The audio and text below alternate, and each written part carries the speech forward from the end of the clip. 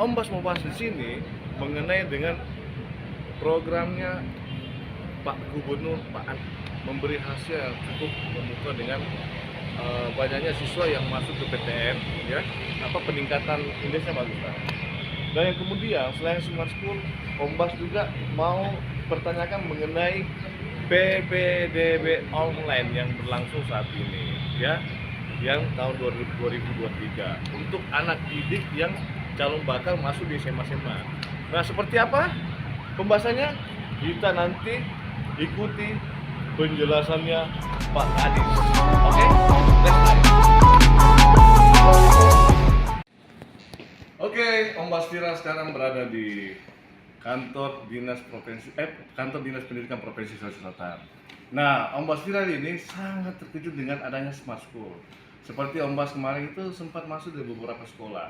Dan saya mau next time-nya ini mau langsung ketemu Pak Kadis supaya Om Bas itu terpuaskan seperti apa sih Smart School yang terbangun sekarang ini di SMA-SMA kita. Nah, inilah yang mungkin menjadi topiknya Om Bas nih yang kita akan tanya Pak Kadis. Nah, kebetulan beliau menerima Om Bas dengan baik banget. Ya, sambutan hangat yang luar biasa. Oke, selamat siang Pak Kadis. Selamat siang Pak. Selamat siang. Oke Pak Kadis. Silakan. Iya, siap Pak Kadis. Jadi perkenalkan saya Mas Vito Pak Kadis. Nah, sekarang ini yang sangat menarik dengan Smart School yang sudah ada di SMA-SMA ini yang sudah berjalan. Dan saya mendapat keterangan dan informasi itu luar biasa. Karena indeksnya dengan adanya peningkatan yang masuk secara PTN itu peningkatannya mulai kenaikan. Iya, mulai kenaikan. Nah, saya ingin dengar langsung nih dengan Pak Kadis untuk sebenarnya program Smart School ini gimana sih sisi nilai kebagusannya untuk masuk di sekolah-sekolah dan seperti apa yang menjadi momentum bagi anak sehingga ada pembentukan karakter dan pemikiran yang luar biasa gitu. Boleh nggak saya mendapat informasi? Terima kasih, terima kasih Om Bas sudah datang ke Dinas Pendidikan. Saya juga berterima kasih karena dengan adanya kegiatan ini kita bisa sharing informasi terkait dengan Smart School, apalagi Smart School ini sebenarnya ini adalah gagasannya dari Bapak Gubernur. Jadi Smart School ini memang dibuat untuk memudahkan proses pembelajaran yang dilakukan di Dinas Pendidikan. Jadi sifatnya Smart School ini adalah satu studio pembelajaran multimedia di mana studionya itu ada di Dinas Pendidikan. Tapi di setiap sekolah itu juga disiapkan sarana terkait dengan Smart School ini. Jadi misalnya kami sekarang ada guru Smart School sekarang yang kita bentuk ini itu bisa memberikan pembelajaran di studio di Smart School ini dan anak-anak bisa mendengarkan langsung di sekolah-sekolahnya. Jadi tidak perlu lagi datang ke sekolah-sekolah untuk memberikan pelajaran. Tapi di Smart School ini ada standar pendidikan memang karena sekarang ini kan potensi-potensi anak-anak ini sekarang untuk masuk di perguruan tinggi sekarang ini kita lagi genjot, di mana kemarin itu kalau tidak salah posisi Sulsel ini kan di posisi nomor 6. Nah, sekarang tahun ini Sulsel itu naik di posisi nomor 5. Nah, ini kemarin posisi ini naik ini karena adanya kegiatan-kegiatan pembelajaran yang dilakukan di Smart School ini yang membuat anak-anak ini bisa terbantu belajar melalui kegiatan-kegiatan pembelajaran yang sifatnya skolastik. Skolastik. Karena ini kan lagi berkembang ini, jadi skolastik, literasi dan numerasi ini sekarang yang dikembangkan terkait dengan Merdeka Belajar ini.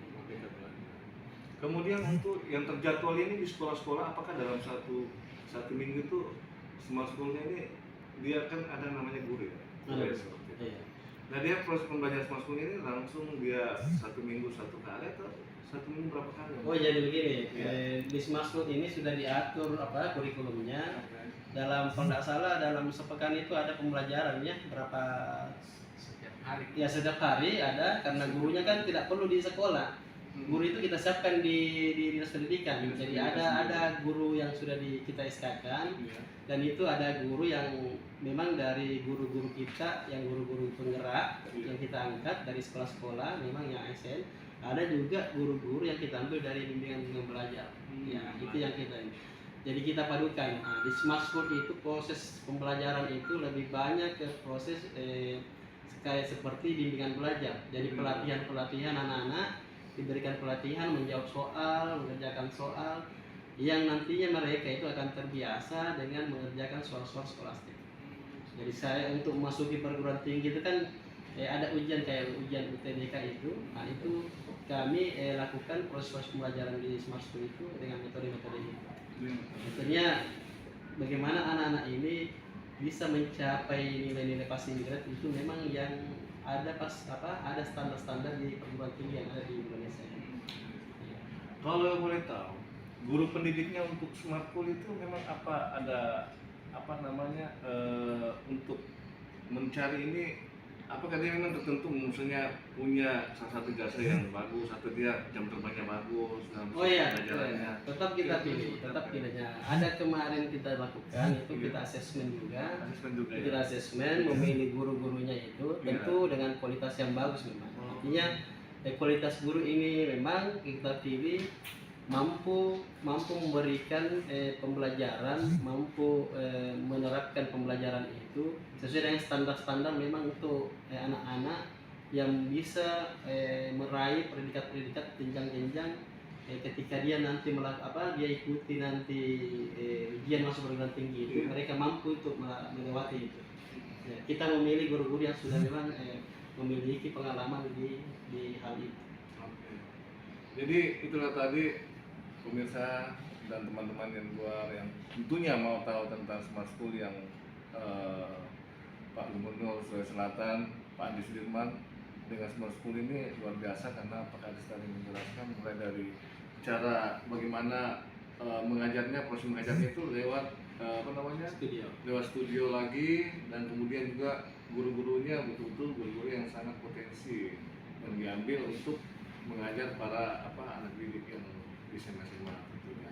Kemudian yang terakhir Pak Kades, ini sangat dan memang waktu nami kalau kata Makassar untuk PBDB online boleh nggak menyampaikan seperti apa itu PBDB online sekarang?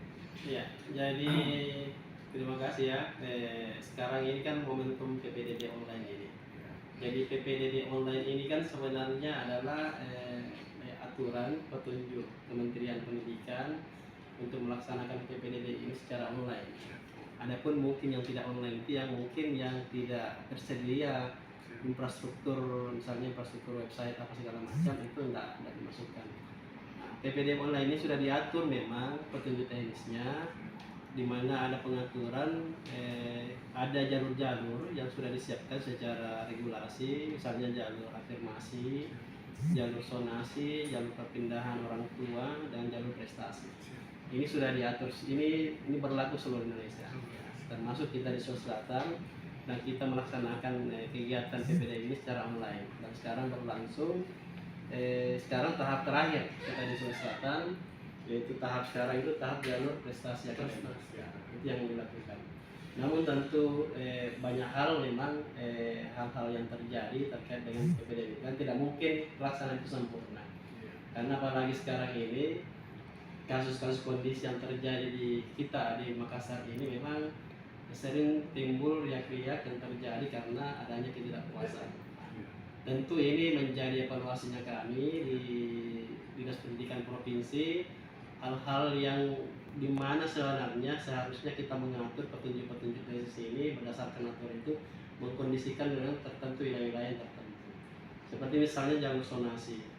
Harusnya kita memang mempersiapkan wilayah-wilayah yang area-area yang padat penduduk, semacam daerah misalnya di BTP atau di daerah apa yang padat penduduk itu memang kita harus mengatur jenis ini harus memberikan proporsi yang lebih luas lagi terhadap kota-kota yang jalur sonasi.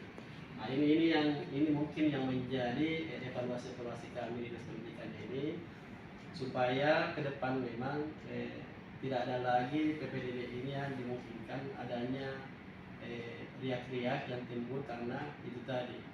Kami juga tidak menafikan bahwa PPDB ini memang banyak hal, meskipun petunjuk teknis ini kita jalankan dengan sesuai aturan, memang kondisi kita di Makassar ini terkait dengan sarana sekolah itu memang sudah tidak layak lagi dengan perkembangan masyarakat yang ada di Sulawesi Selatan khususnya di Kota Makassar.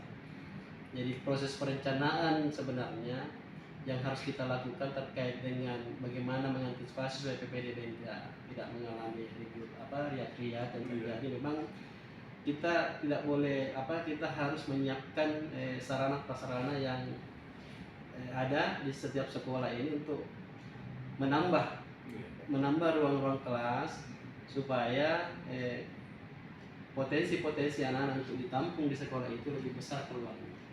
Dan ini harusnya sudah lama dilaksanakan karena PPDB ini kalau tidak ada perencanaan itu ke depan, saya kira meskipun petunjuk teknis apapun yang kita laksanakan itu akan tetap ada riak-riak yang timbul. Ini yang karena kita paham masyarakat, apalagi masyarakat, fenomena masyarakat ini kan masyarakat senang kalau anaknya mau disekolahkan di sekolah tertentu, dia memilih sekolah. Apalagi juga sekarang yang kami evaluasi ini bahwa terkait dengan zonasi misalnya, memang kami berharap ada perubahan regulasi terkait dengan jenis zonasi.